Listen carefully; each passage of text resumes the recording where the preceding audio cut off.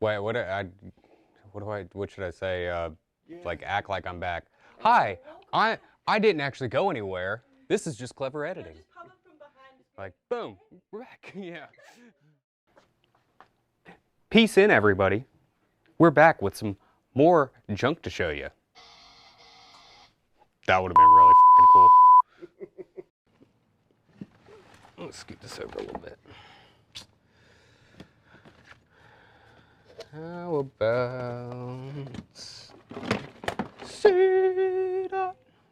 Let's see. This is a Highlands Photo Eye.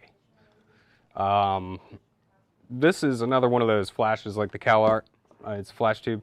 That is a household plug, is what it's called.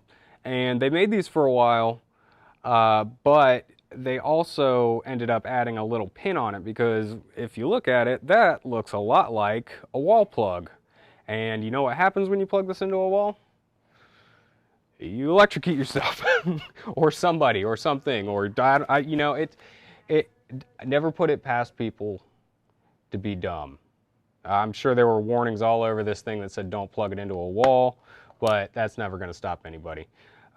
So, if you see one of these that looks like this, and it's old, especially if the cable is coming apart, which this one's surprisingly good, but a lot of this rubber will start to wear off after a while. Like you've probably got an old lamp in your house that's super dangerous, that's like electrical taped together. So, you know, A, fix that. B, if you see one of these, don't plug it into a damn wall. That's our PSA for the day. Okay. Next we got a kitty cat. Wow. This says fully automatic camera, 126 cartridge from Minolta. And it's got a cat on it. And we got a serial number 529179 written in pencil. And look at that. That is pretty. What is this thing? AutoPack 550. Does it work?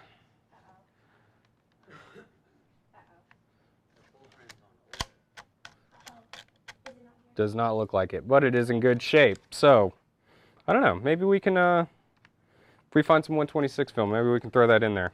I'm sure we can find some in one of these boxes one day. Let's see here. Oh, we got all the original paperwork, warranty registration, and East Coast, we would have sent it to Minolta Corporation, 200 Park Avenue, South New York, New York, 10003. Corner of 17th Street. Somebody call this phone number too, see who picks up. 212-674-8525. Wonder if Minolta, like some old man at Minolta who's just been like standing by the phone waiting for this serial number to be called in, like picks up and then he's just like happy and then he just like dies. Like make some old man's day today. Okay, wow. You know, these are really cool too. All these old like camera manuals always have the greatest pictures in them. They're like so dramatic. Like look how soft and dainty she looks. 1960s all the way. So, yeah, we might have to try to. If we find some 126 film, use that thing. 126 film is like 35 millimeter film. It's very close to the same size. It's just in this cartridge type thing. I'll pull it out if we find one. Okay. What do we got? Topcon. I don't know much about these cameras. They're really strange feeling. The shutter button is on the front here. They're built like tanks though. You can feel how like solid it is. This is a RE Super. Topcon was made by Bezeler, I think, if I'm not wrong. I'm pretty sure it was Bezeler. But Bezeler's you probably know them best from their enlargers. What is it, C3s, one of the more common ones. They're really popular. I mean, if you find a Bezeler on Craigslist, usually it'll be working fairly well. I mean, it's not a very complex thing. Neither of these cameras though. You've got shutter speeds from 1 all the way up to 1,000th, which is probably nowhere close to what 1,000th is, but that was par for the course back then. It does take a battery. The meter probably dead. It would have taken a drive there. Got an on and off switch on the bottom. This one has a really interesting focusing screen. It's got all these lines and triangles and stuff all over it. So I'd love to throw a lens on this thing and actually see what it looks like. So that's fun. What else do we got? Another Argos. Somehow even uglier than the first. Get out of there. So this is a twin lens camera. It takes 620 film. This is a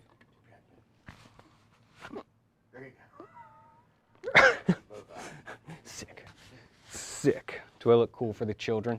Okay. Let's see here. So we got a 75mm lens on it, 3.5, and this is a Bakelite plastic camera. So this is a lot like what you'd see with the Brownie Hawkeyes. They're kind of cheaper, like entry level, just give it to your mom type camera. Give it to your mom.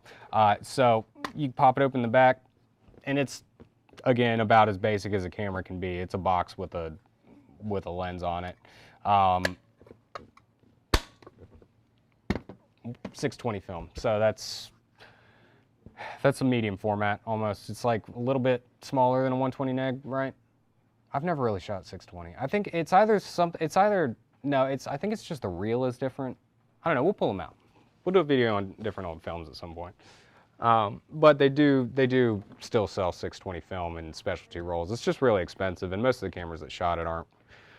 You know, there's no reason to go through the trouble of shooting it. So, you know, I would consider this one, you know, it looks nice, but I wouldn't go through too much trouble to make it work again.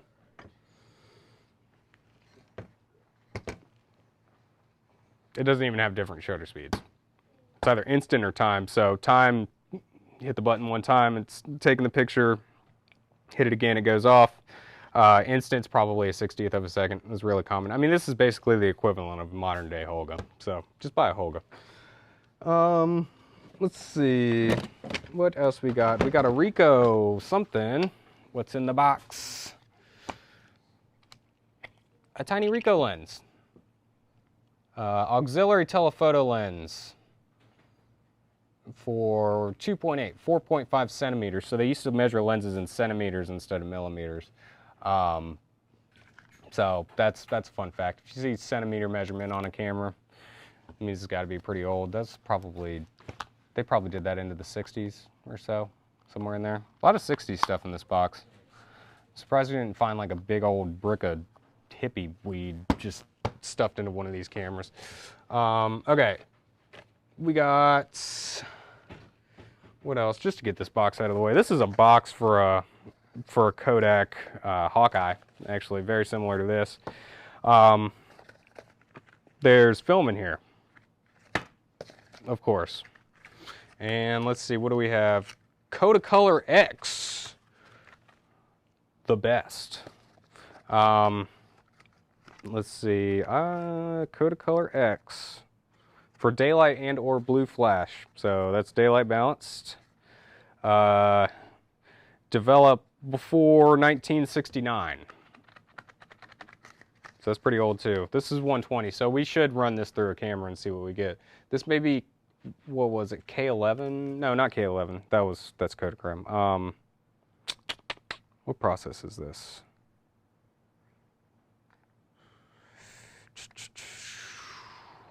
I don't know. There's like before C41 there was another process called C20 something. And it's a lot like Kodachrome where you can't develop it in color anymore, but you can get a black and white. I suspect that's what this is, but I'm not sure because it doesn't say what process to use. So we'll have to look that one up.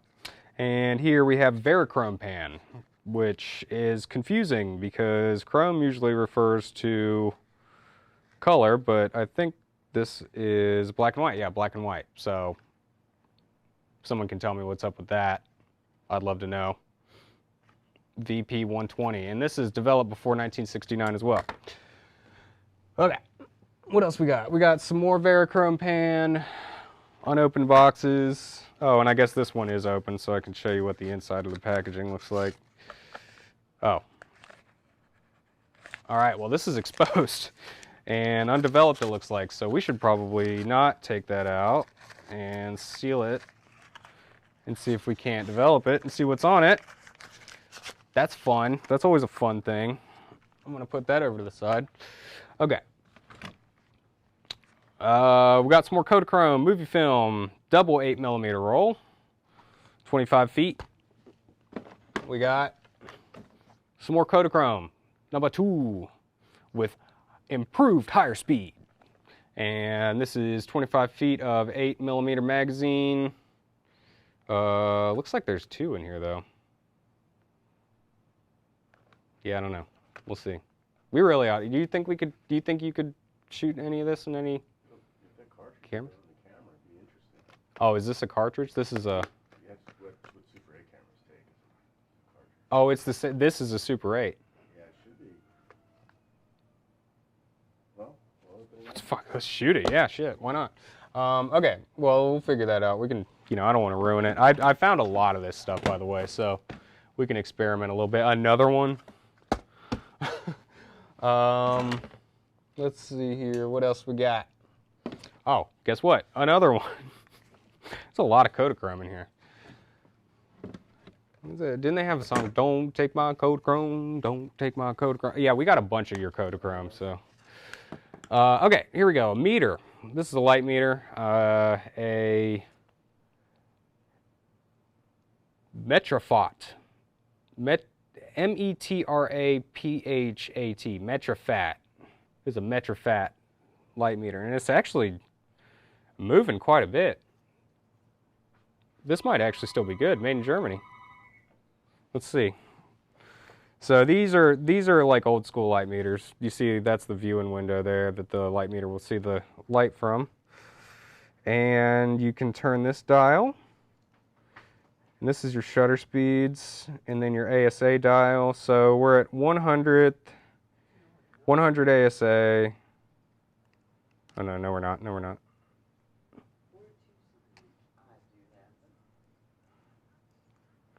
Don't take my Kodachrome, don't you take my Kodachrome.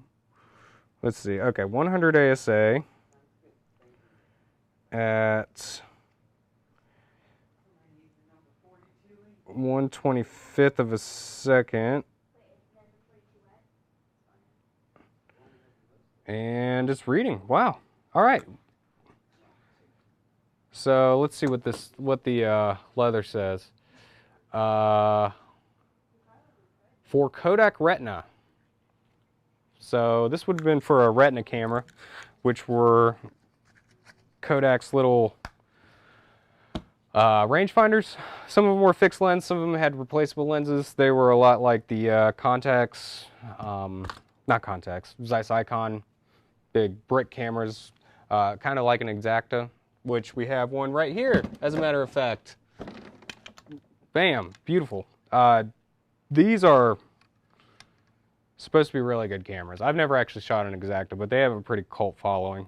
Maybe I can bring you a clean one day and we can go shoot it. And we've got a Retina for sale right now. Actually, let me grab that.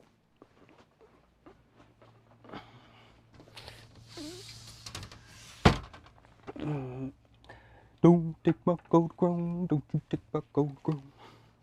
Take my Kodachrome away. All right, so this is a Retina 3C that we have for sale. It's got 3 lenses with it. I think we got it for, what, $250 or so with 3 lenses. And they're cool. This is a great way to get into rangefinders if you don't have enough money to buy a Leica. They're fairly simple to use. They got really good lenses on it. They're all Schneiders for the most part. They fold up real tight and tiny. So if you take it out of this case, you can basically throw it in your pocket. They're fun. They're very quirky. Some of the lenses, you got to do some weird stuff with them. But this meter, this is one of the later models, but the first ones didn't have a light meter and they had a fixed lens. So this probably would have just slipped right on top of there like that. And then you've got a meter and you can know how much light you have and you're not having to do sunny f16 all day. So they're pretty fun. The Exactas were German cameras, and I really wish that I knew more. I'm going to do some research on Exacta, and I'll tell you more about it because that's one that I have not looked into too much. All right. Put that back. And I'm gonna put this back in the case so it's safe. Okay. Finish my coffee.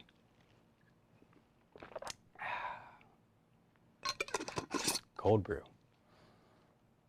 By the way, smart thing to do if you want to save some money on coffee, get a bunch of these jugs and just like make cold brew every morning or every night beforehand. Pop it out, put it in a French press, bloop, put it in your little mason jar, good to go. Way cheaper than Starbucks. Tastes way better too. Okay, that was off topic. What do we have here? A Samoka. I found a Samoka in the box, and this is an ugly camera. Wow, I've never seen one of these before.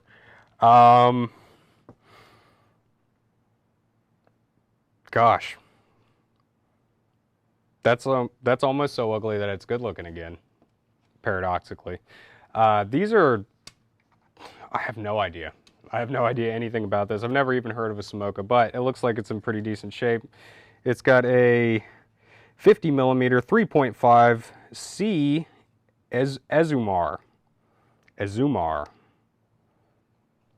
Interesting. Well, maybe we could play with that. We'll do a little bit of research, see who they are. All right. This. So this is a adapter roll. 620. So what this is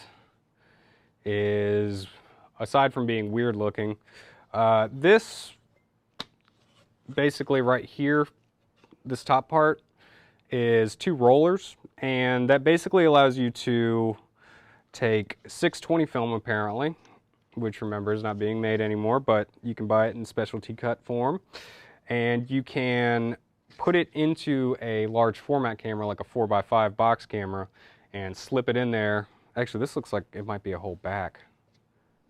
I don't know, because usually it has like a couple things for the camera to clamp onto, but this looks like maybe even something for some specialty camera. I don't know here. But basically you'd put it in there and allow you to, instead of shooting sheet film like this stuff, where it's like a sheet of paper, you can put roll film in it like this stuff, put it in there, and then you pull your little dark slide and you can shoot, twist it up, shoot, twist it up, shoot, twist it up, shoot. So it allows you to save a little bit of money on large format film should you still want to shoot your large format camera. And we have kind of the same thing here, but this is 120 and it's on a Graflex. And this is I can never remember Speed or Crown. I think, what was it? Speed Graphics have a focal plane shutter, I think. One of the two. What was it? What is this? Crown Graphic. So Crown Graphic does not have a focal plane shutter in the back here, but you can put 120 medium format film in here, and you pull your little dark slide, and you can shoot rolls of film on your old box camera. Now you might say, Brandon, why would I want to carry around that heavy piece of crap? A, because it's pretty. B, because you can impress your girlfriend and or boyfriend. And C, it has a lot of really cool features that most cameras do not have, such as the ability to do perspective control by tilting the front standard. The front standard is just this piece right here. You got a couple knobs on there so you can tilt forward and backwards. You can go from side to side, I believe, as well. Maybe not on this one. Some of them you can swing it as well. And they're fun to play with. If you've ever seen those videos or pictures where everything looks miniature and everybody's like scurrying around and all the cars look tiny, that's the kind of thing you would do this with. Modern times you would do this with kind of really exaggerated focus tilting. So instead of being like this, you're like this, right? They're cool. This one works. It's in great shape. It's only 200 bucks.